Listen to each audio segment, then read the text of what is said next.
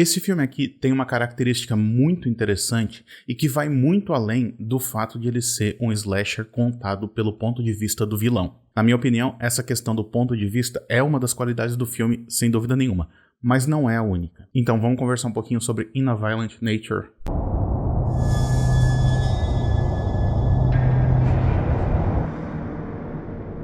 Olá pessoal, sejam muito bem-vindos a mais um vídeo aqui do canal 7 Art. Eu sou o Daniel e no vídeo de hoje eu quero conversar um pouquinho com vocês sobre In a Violent Nature, que é um filme de 2024 escrito e dirigido pelo Chris Nash. O Chris Nash ele já dirigiu alguns curtas-metragens, inclusive ele fez um curta naquela antologia The ABC of Death, mas esse aqui é o primeiro longa-metragem dele e é muito, mas muito bom. A trama em si é bem básica porque ela envolve um grupo de jovens que vai para a floresta e passa a ser perseguido por um assassino mascarado. A diferença nesse caso é que em vez de o filme contar a história pelo ponto de vista dos jovens, ou seja, das vítimas, ele escolhe contar essa mesma história que a gente já viu várias vezes pelo ponto de vista do vilão, com exceção de alguns poucos momentos em que o diretor se afasta desse personagem para mostrar um pouco dos jovens, ou então para explicar um pouquinho melhor da história. No resto do tempo, a gente fica acompanhando o vilão enquanto ele está caminhando pela floresta ou enquanto ele está perseguindo as suas vítimas. É uma trama que é relativamente simples, mas que é repleta de referências que os fãs de terror vão adorar. A referência mais óbvia, é claro, é a franquia Sexta-feira 13,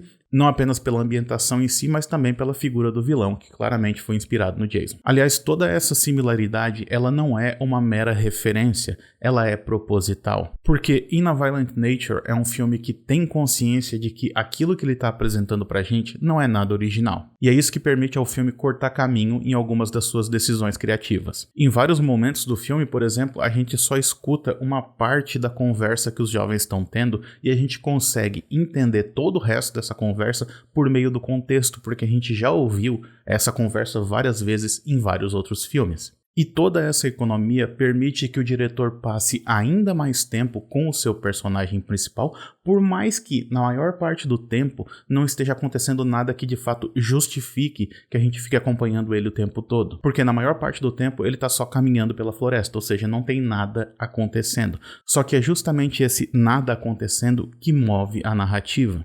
Só que aí tem um parênteses que eu preciso fazer que é muito importante. Não é porque eu digo que na maior parte do tempo não tem nada acontecendo que esse aqui não é um filme de terror ou então que ele não é um filme slasher. Ele é. Todos os elementos comuns ao cinema slasher estão presentes aqui. Desde a ambientação, os personagens, o vilão icônico, tá tudo aqui.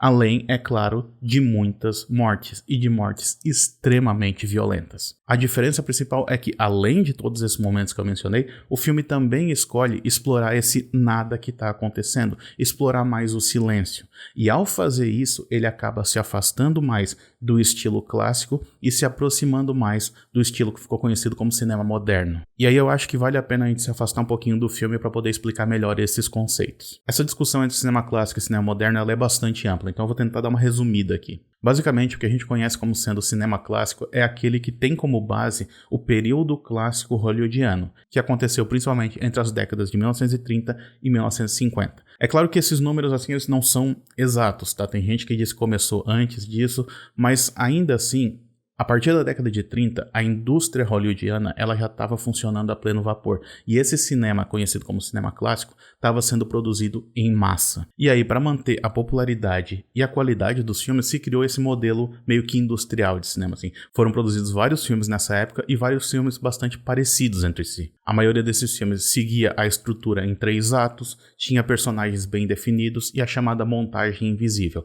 que é aquele tipo de montagem que meio que não chama a atenção para si.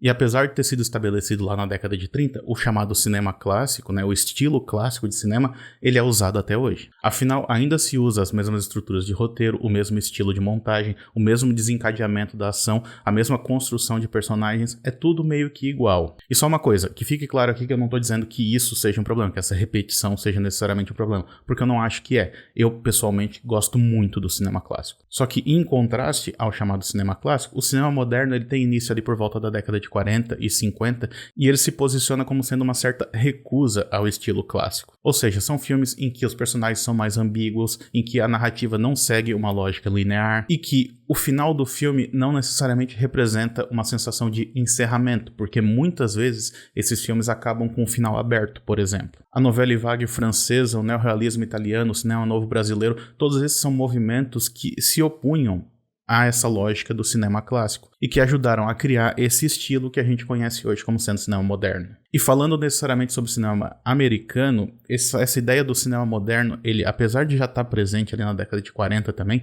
ele se populariza principalmente a partir do final da década de 60 e durante toda a década de 70. Essa foi uma época extremamente fértil para o cinema moderno. Ao contrário da década de 80, que foi quando o estilo clássico voltou a imperar dentro do cinema hollywoodiano. E é justamente na década de 80, ou seja, no retorno do cinema clássico, que é quando nasce o subgênero do slasher.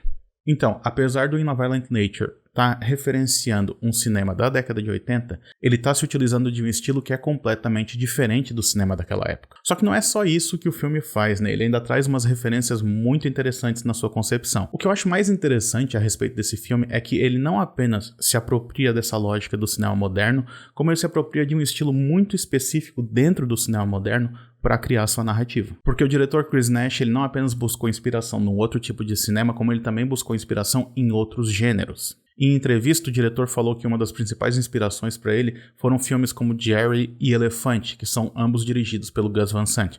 E se você já viu esses filmes, você vai notar muitas similaridades entre esses filmes e o In a Violent Nature. Porque são dramas psicológicos com uma narrativa extremamente lenta e que não é guiada por nenhuma ação específica. São filmes em que, em muitos casos, a câmera está simplesmente seguindo os personagens, independente se a ação que eles estão desenvolvendo nesse momento seja importante para a história ou não, porque o conceito de história, nesse caso, não é tão essencial. Não é a história que está guiando a narrativa. O que está guiando a narrativa é a rotina dos seus personagens.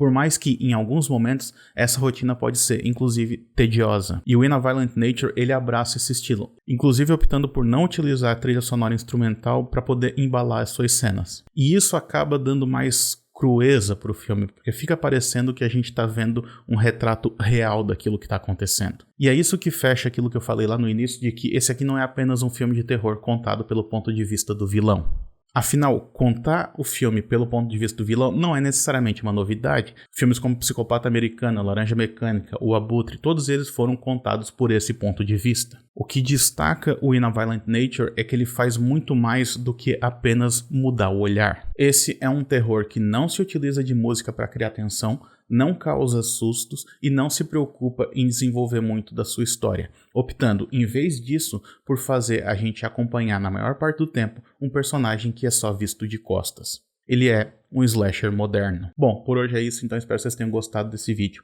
E se você gosta desses filmes que brincam com o estilo do slasher, você vai gostar desse vídeo que eu fiz a respeito do filme Os Estranhos. A gente se vê na próxima então, até mais, tchau, tchau.